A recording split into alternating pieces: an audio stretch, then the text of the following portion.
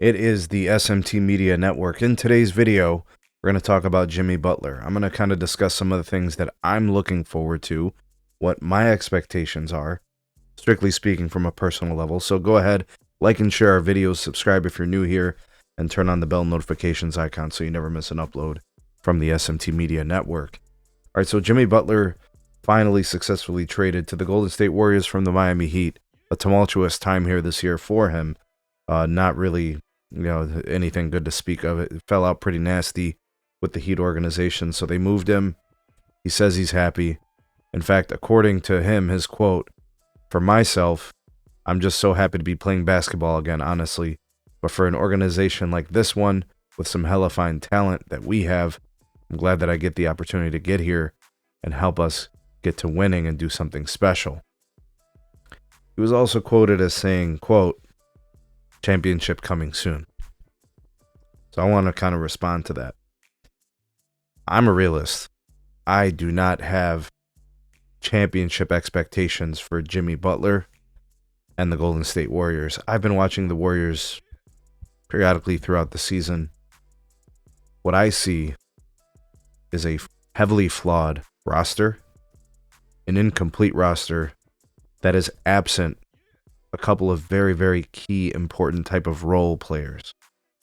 Players that will rebound, players that will defend, players that have the ability to create their own shots consistently, knock down shots consistently.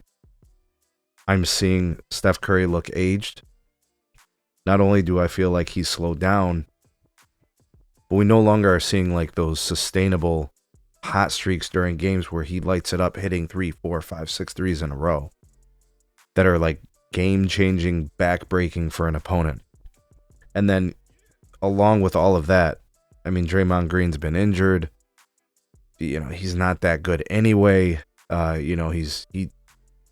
He can be a piece of a winning team. Obviously, they've won chips, but the core isn't there, and it's just a different team. And Steve Kerr, I think, is as average a coach as it gets. Obviously, when you have the talent, you put it all together, you win chips, you deserve respect. But now without that core, he just looks like a regular guy. Do you see anybody on that roster overachieving, looking special based on Steve Kerr's tutelage? And in some ways, I think some people are a little extra hard on Steve Kerr, but it's justified. I don't really see him doing much to help any of his players along. Outside of Kuminga, what are the bright spots now at the Warriors, right? Steph's in his twilight of his career. It's downside from here. He's still a good player, but it's not what he once was. So I look at the roster, I look at the Warriors organization, and now they add Jimmy Butler. There's no championship expectation, at least not for me. Unless there's some delusional Warriors fans out there who are going to listen to that quote from Jimmy Butler and think to themselves, "Oh yeah, Jimmy's going to do this." Absolutely not. They are not a championship roster. They are not a championship team.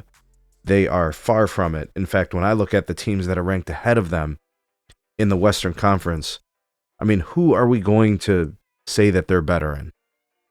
All right, let's just look at some of the teams around them. All right, I'm not even going to talk about the ones in front of them. Are the Warriors better than the Kings? I'm not convinced. Maybe with Jimmy Butler, they are. Maybe. Okay, so let's say they are.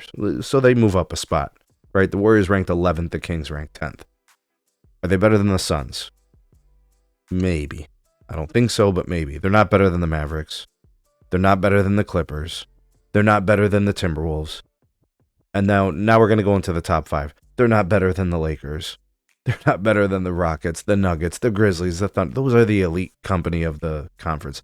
They're not better than any of those teams, even with Jimmy Butler. Now, can they move up in the standings? Are they better because of Jimmy? Absolutely. They can leapfrog a couple of teams, I think. But a lot of these teams, even the ones that have moving pieces and have had guys in and out of the lineup because of injuries, like the Clippers and the Timberwolves after their trade, and now the Lakers with Luka, there's too many things going on in the Western Conference that are going to keep these guys from making any type of noise in the playoffs. In my estimation, the Warriors are a first-round exit in the playoffs.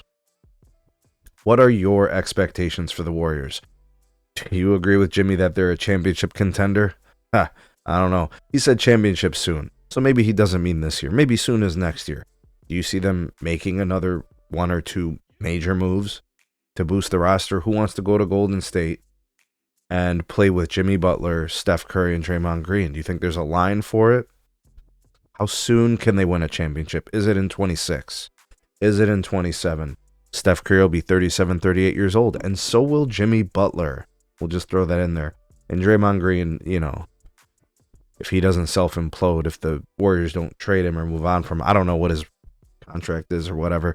Does Kuminga come along? Does he get, you know, kind of become an afterthought? Do they have to move him, being in the shadow of some of these guys? There's a lot of things that could happen. Anyways, championship coming soon? I don't think so. The Thunder, the Grizzlies, the Nuggets, the Rockets, the Lakers, the T-Wolves, in my opinion, the Mavericks, they're all closer to a championship than these guys. Way closer. Just my opinion. Like and share and subscribe. We'll see you on the next video.